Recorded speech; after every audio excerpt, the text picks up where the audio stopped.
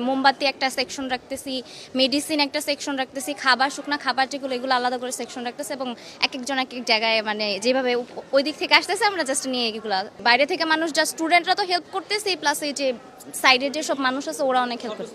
হ্যাঁ, সর্বস্তরের মানুষ অনেক হেল্প করছে। এখানে আমরা ফার্স্টে ভাগ করে নিচ্ছি যে এক প্রকারের জিনিসগুলো এক সাইডে, আমাদের প্যাকেজিংয়ের প্রসেসটা একটু পরে শুরু হবে। আমাদের এখনও বেশ জিনিসপত্র আসছে, বেশ সাড়া পাচ্ছি আলহামদুলিল্লাহ। তবে আমাদের বাচ্চাদের কাপড়গুলো আরও দরকার।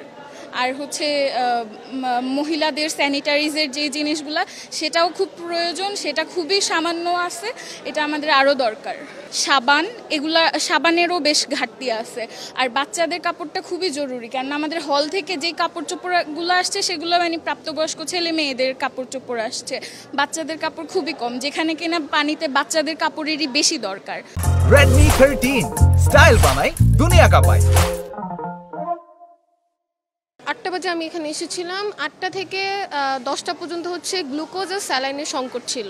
তো তারপরে হচ্ছে 3 গাড়ি হচ্ছে গ্লুকোজ আসছে, তার মধ্যে 3 গাড়িতে ফুল গ্লুকোজ ছিল না, স্যালাইন গ্লুকোজ মিক্স ছিল, তরল জাতীয় খাবার ছিল, যেখানে হচ্ছে আপনার কি বলে জানি যেটা কভার হবে আই গেস আজকের মতো। আর এখনও তো হচ্ছে নামাজ শেষ হয়নি, তো আফটার নামাজ হচ্ছে আমরা আশা করছি আরও বেশি বাড়বে, কারণ হচ্ছে ডোনার আরও বেশি আসা শুরু করবে।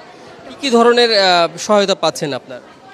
ইচ অ্যান্ড এভরিথিং বলা যেতে পারে। কজ হচ্ছে যেমন আমি যখন ফার্স্টে সকালবেলা আসি তখন আমি নিজে হচ্ছে ত্রাণ নিয়ে এসেছিলাম আর টাকা নিয়ে এসেছিলাম। আসার পরে প্রথমে ভেবেছিলাম হয়তো আজকে তেমন হবে না, বাট যত সময় বাড়ছে তত হচ্ছে গিয়ে আসলে আমরা লিখার জন্য হচ্ছে সময় পাচ্ছি না, এত বেশি মানুষ হচ্ছে সবাইকে সাহায্য করছে।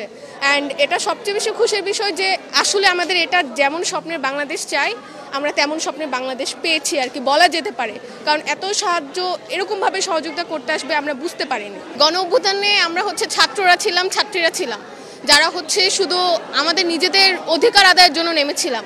তখন হয়তো বা শুরু থেকে আমাদের পাশে আমাদের বাবা মা থেকে শুরু করে চাচা খালা কেউ ওরকমভাবে ছিল না যতটা হচ্ছে গিয়ে এখন হচ্ছে সবাই আসছে, কারণ এখন হয়তো বা মানুষ বুঝতে পেরেছে বা হচ্ছে তারা চেষ্টা চালিয়ে যাচ্ছে যে আমাদেরও করা উচিত দেশের জন্য।